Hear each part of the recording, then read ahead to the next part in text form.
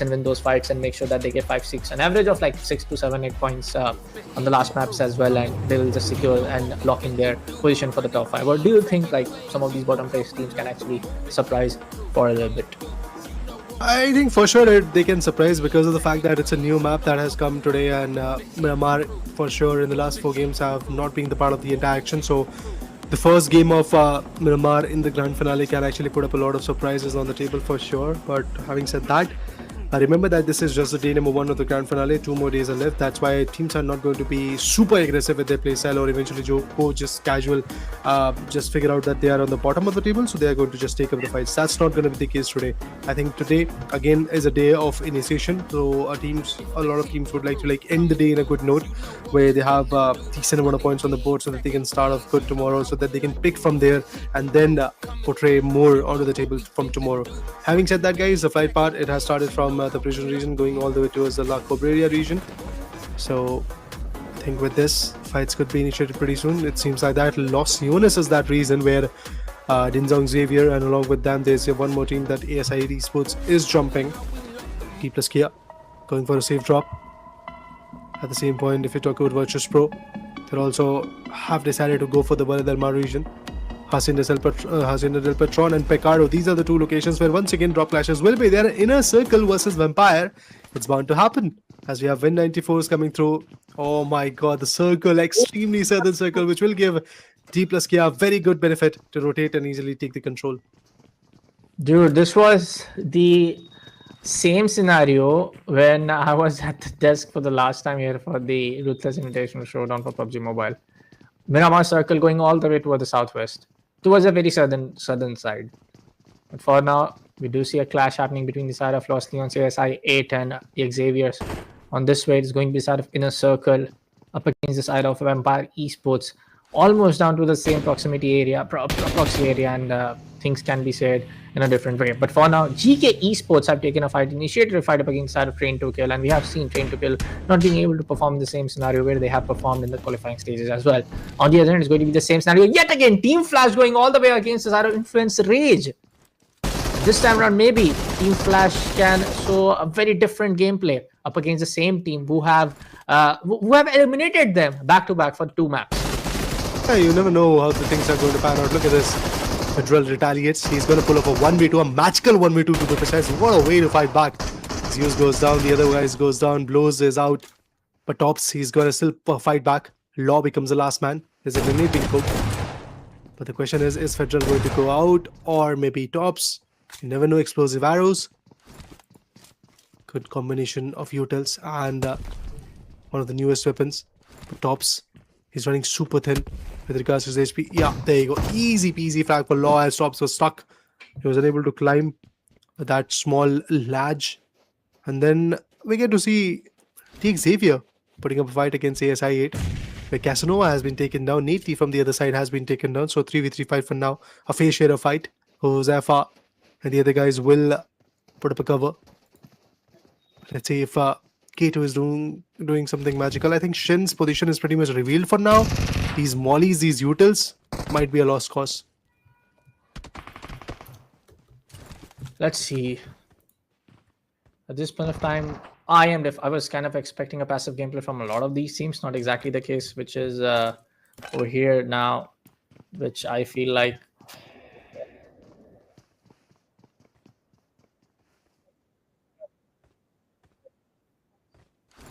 start and promising gameplay after the second match and third matches as well.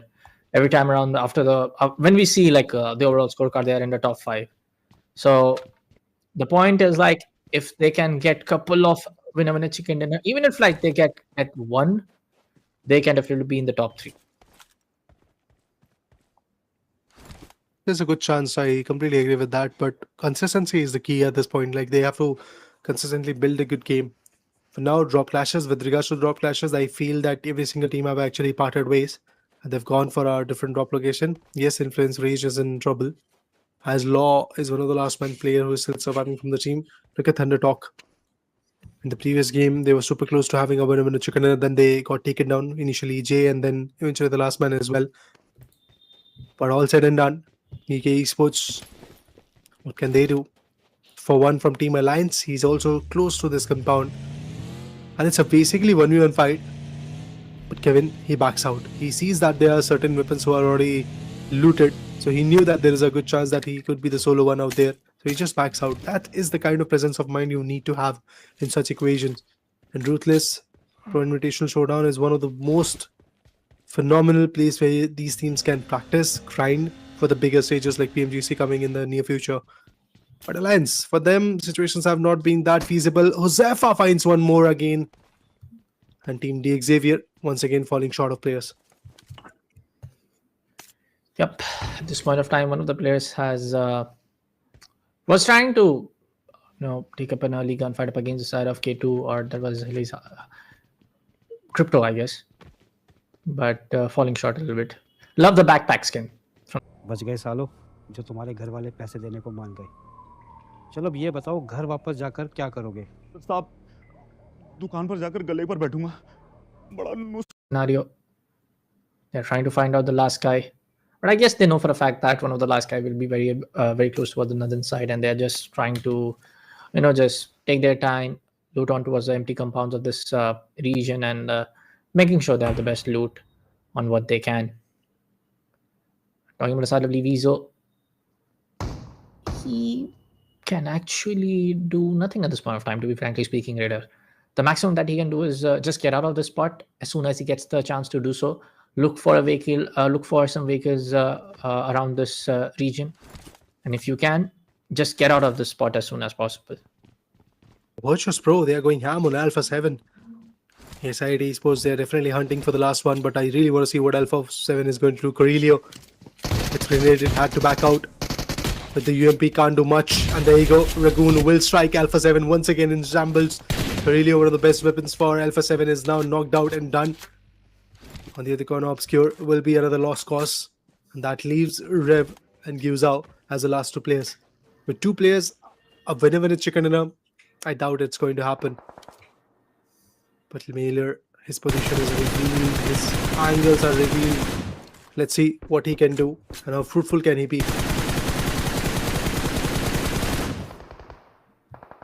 Let's see, man. At this point of time, we do see Sarah just pro triangle level best. One of the guys has been already confirmed up, but Boston goes down all out up against the side of Alpha 7. And Alpha 7 has been taken out so early in the game from the hands of Virtus Pro. I mean, two of the top teams were which we have seen in the top 5, or we can actually say top 3 spot after the map number 4 got ended, and now they have taken out one of the biggest opponents, and there's a huge vacuum gap on the number 3 and the number 4 spot, which can be actually claimed from the likes of the side of E-Arena Influencer Rage at this point of time. If one of the guys who is actually left out in a lone spot from the side of Influencer Rage, as we can see, just one guy remaining in. We did saw the very early fight up against the side of Team Flash. But again, that can be also claimed from the side of the teams who are at the 10th, 11th, and 12th spot. Because again, from the 9th spot till the side of the 13th spot, there's not going to be a huge difference. 24, then to 20, then 18, then to 17 in the overall points. That can be reclaimed in just one single map. Circle shift is here, and it's forming down at Los Leones. T plus Kia, they'll have to be quick with their rotation. Alpha Gaming, they're already on the move. Not just that, Loops, they're on the move. Team Vipo Gaming, so far, not at all promising with regards to their performance. This could be one of the games where even Vipo could step in and eventually do something magical. But Virtus Pro, Vampire, these two teams going all guns blazing throughout the last 2 games has been phenomenal stuff. And the first one to cross 50-point marker is going to be Virtus Pro for sure. With 4 amazing frags by taking down Alpha 7, one of the table toppers. They've cleared their way and made sure that their backlines are also pretty much crystal clear. But for Vibo, a start has to be there. So far, they're at the bottom of the table with just 5 points. Yes, they missed on the first action, as Parapara Supermassive is not at all the part of action anymore. Vibo is taking their spot, and Vibo has to fill in big shoes. Problem is, number of matches that are rare remaining onto the table are running thin. It's just 13 more matches after this one left in the grand finale. And in these 13 matches, there is a possibility that they can become the table toppers. I will not deny that. But for that possibility to occur, they can not let these fights happen that easily. They have to like get their hands dirty. They have to fight back. They have to be in the fights. 110%, man.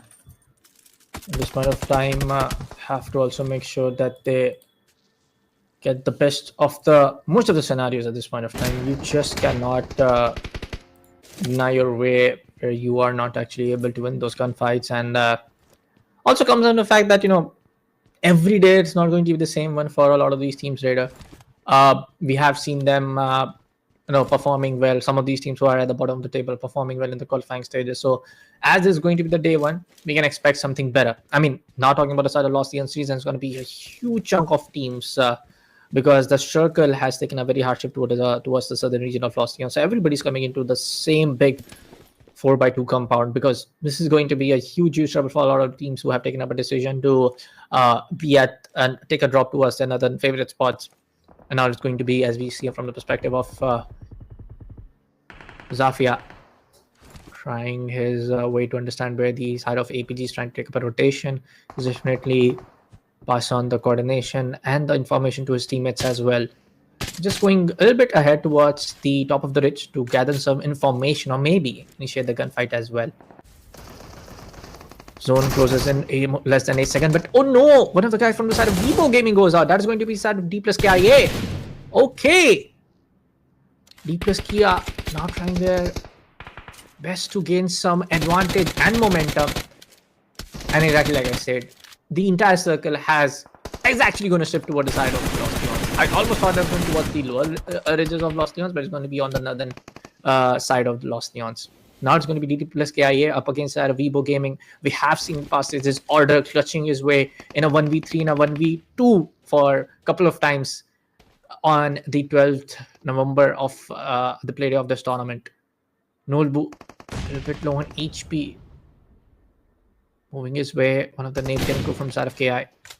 But Chips also being ready with the support play to provide the trade fire. It's going to be almost a 2v1. Not going to happen. Takes a side of order down. Su goes out, and that's going to be the end of Vivo Gaming at the 15th spot. Not looking real good for the side of Vivo in the overall as well. Vampire, they are up against Inner Circle in a good fight. The Vampire, they have not yet lost a lot of blood, but Inner Circle, they are just getting thrashed left, right, and center.